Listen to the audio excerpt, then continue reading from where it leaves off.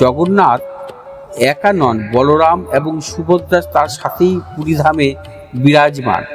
সুভদ্রা আসলে সেই যোগমায়া, যাকে তার জন্মের রাতেই বাবা মায়ের থেকে সরিয়ে এনে তুলে দেওয়া হয়েছিল কংসের হাতে সদ্যোজাত কৃষ্ণকে রক্ষা করতে। এবং অন্যদিকে বলরাম হলেন কৃষ্ণের জ্যেষ্ঠ ভ্রাতা। তিনি বলদেব, বলভদ্র, হলায়ুধ নামেও পরিচিত।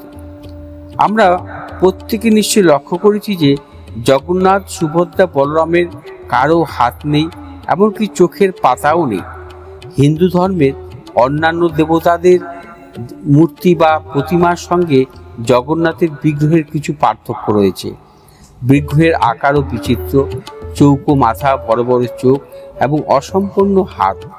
প্রভু জগন্নাথের মূর্তিতে চোখের পাতা নেই। এর একটা কারণ, তিনি জগতের নাথ এবং তিনি সদা জাগ্রত। একটি মুহূর্তের জন্য তিনি তার দেখা বন্ধ করেননি।